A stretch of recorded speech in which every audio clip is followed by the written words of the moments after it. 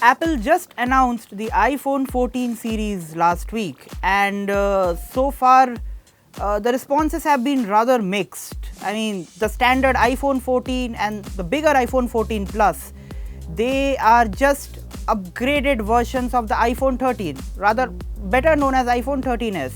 Well, we'll reserve our judgment on that later. But today we have with us the iPhone 14 Pro Max. Yes, the bigger one. The one where we have that fancy dynamic island. And today we are just going to take a quick look at it. But before we do that, let us take a look at what else do you get with the iPhone 14 Pro Max other than the 14 Pro Max itself. Obviously, we have the box. It's the same standard slim Apple box that has been there with the iPhone 12 series.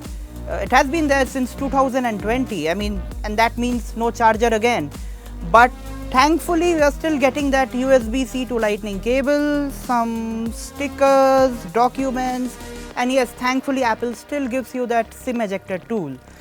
Other than that, we have the iPhone 14 Pro Max itself. Now, we have the 1TB version in the gold trim.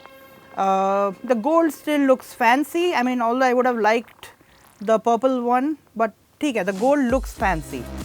Now, the iPhone 14 Pro Max is essentially an upgrade to the iPhone 13 Pro Max. I have been using the 13 Pro Max for over a year now.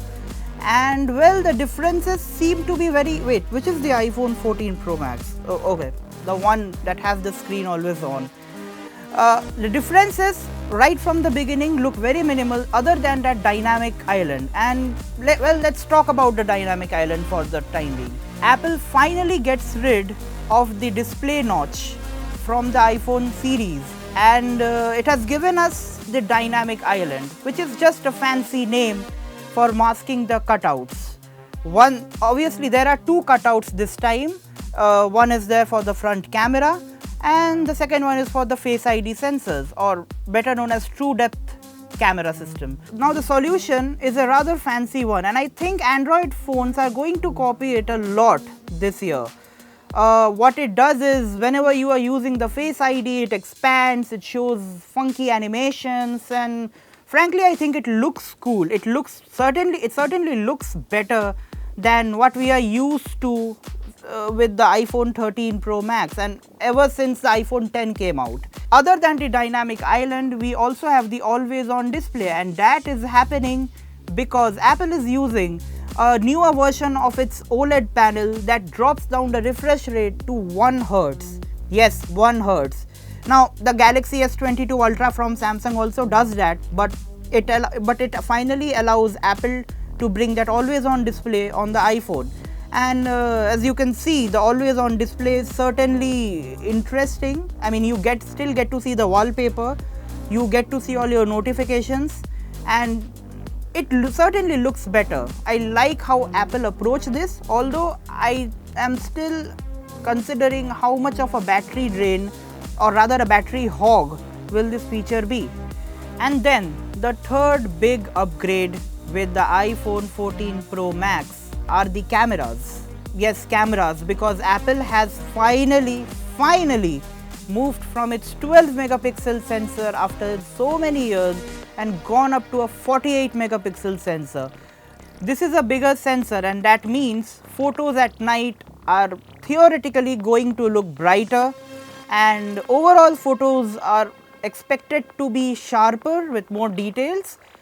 I still need to test it out because these are still claims, and well, the iPhone has always been our favorite still photo camera phone over the past 1 year, and I think the iPhone 14 Pro Max will continue with that trend. Other than the main 48 megapixel camera, there is also a new 12 megapixel ultra wide camera sensor, and again, Apple is promising better performance in low light and more details. Well, all of that has to do with the photonic engine algorithm, which Apple says will brighten up your photos by a certain amount of percentage. Again, we have to test it out, but it all seems promising so far. But that's not all. While the telephoto camera stays largely the same in terms of hardware, It's the front camera that has taken a new upgrade. The iPhone 14 Pro Max gets an autofocus feature. Yes, you didn't know that, right? Your old iPhone still use a fixed focus selfie camera, but the 14 Pro Max can now actually autofocus. That means, well, goodbye blurry selfies. And that's all we have on the iPhone 14 Pro Max for now. Let us know, what do you think about it? Do you like it? Do you like the dynamic island? Other than that funky name, I like the feature a lot, and I'm also a fan of this always on display feature. I'm also interested to see what the cameras can do and whether it can actually dethrone the iPhone 13 Pro Max from last year and the Samsung Galaxy S22 Ultra as the better flagship phone you can buy. Stay with us to know more. This is Amritangshu Mukherjee from HT Tech signing off.